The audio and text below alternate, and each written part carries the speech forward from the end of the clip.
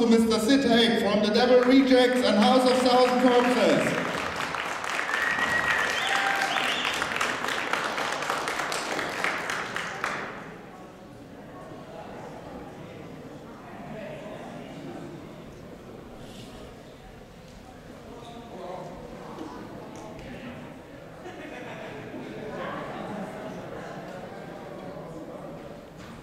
Oh, we have to switch the button. Is it on? Hello? Yes. Oh, okay. So, how's everybody today? Everybody good? Good. Oh, they're a little bit tired today, aren't they? Yeah. I was the one that had to do all the flying.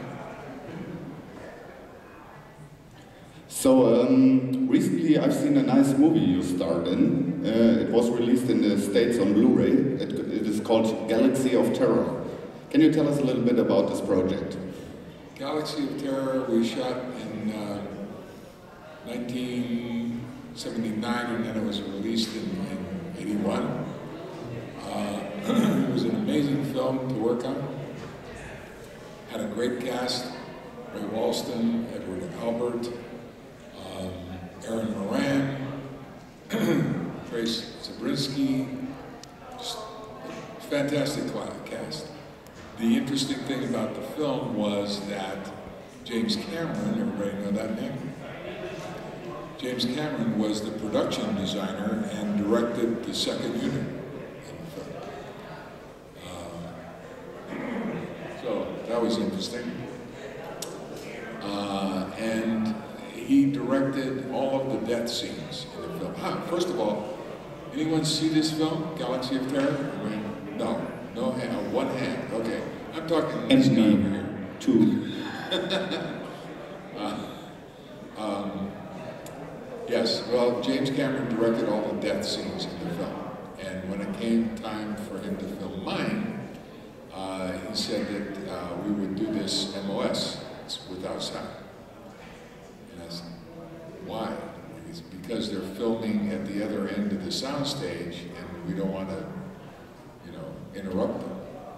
And I said, I'm sorry, my friend, but I don't know how to die silently.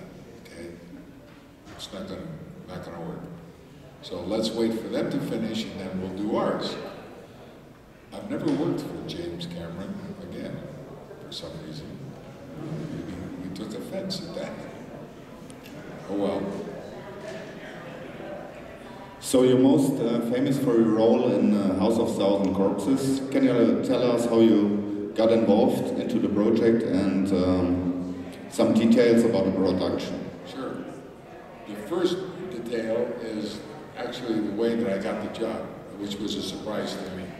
I didn't find out until way after why I actually got the job. I was at Rob Zombie's wedding, and I was talking with his brother, and he said, "This is really weird." I said, "What, the wedding?" And he goes, "No, talking to you." I said, "Why?" Because when he and Rob were like 8 and 9 years old, they used to get up every Saturday morning and watch a show that I did called Jason of Star Command. And I played this evil space guy. It was pretty scary to a 9-year-old kid.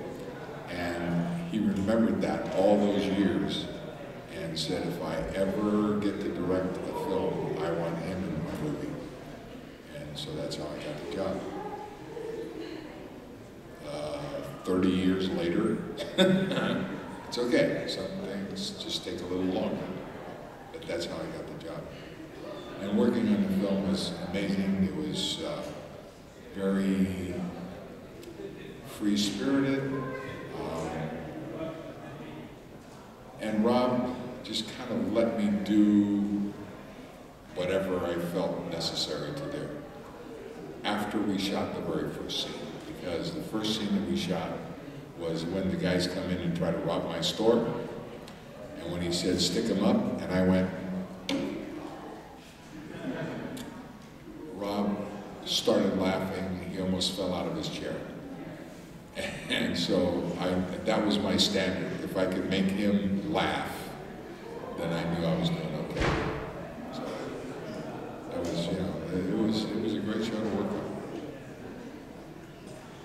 You've been working for decades now. You starred in a lot of television shows and a lot of movies. What do you personally think has changed over the decades in the film business? First of all, let me clear this up. You can all start singing happy birthday. This is my 50th anniversary in film this year.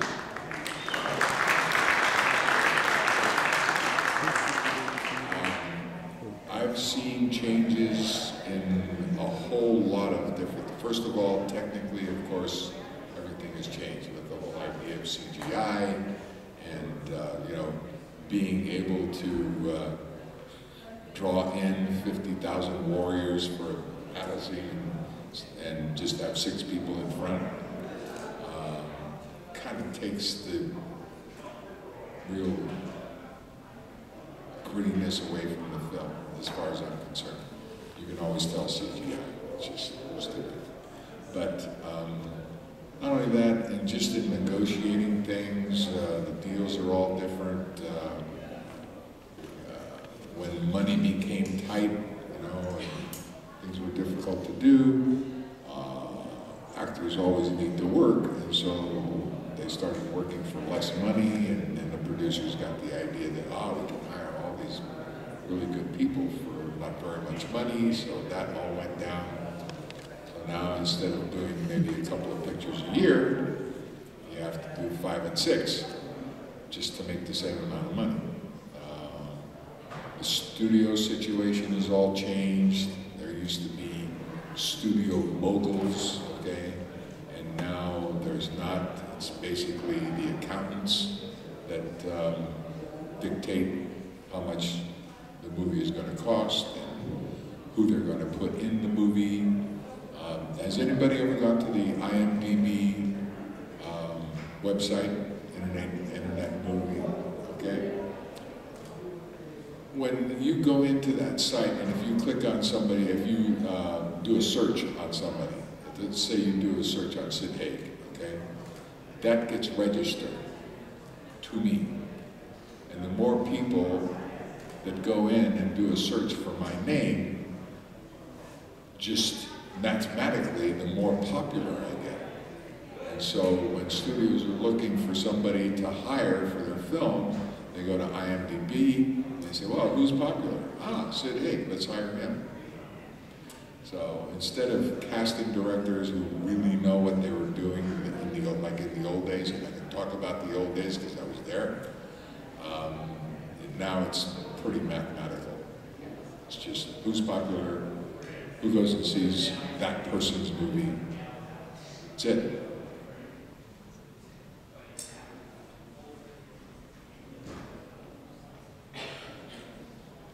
I'd just like to ask, you've worked with a lot of great actors in your time, for example, Robert Duvall on THX 1138, and also Lee Marvin on Point Blank.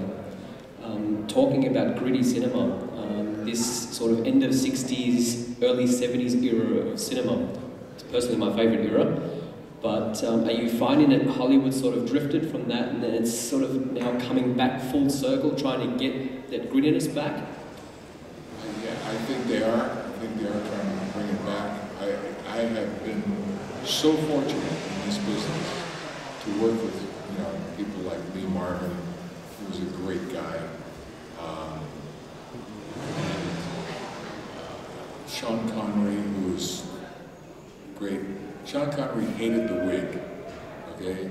He hated wearing that wig. And as soon as the first assistant director would holler a wrap for the day, he'd just tear it off and throw it in the air. And if there was a hairdresser that happened to be under it when it landed, okay, if not, too bad. But, you know, I was so fortunate to, you know, work with all of those people, really great guys, great people to work with, and it all kind of went away, and all the jobs started going to the beautiful people, okay, who couldn't act, okay, and now it's all coming back, and people are wanting to see people who can actually create a character, as opposed to being a 20-something good-looking person, you know, like me.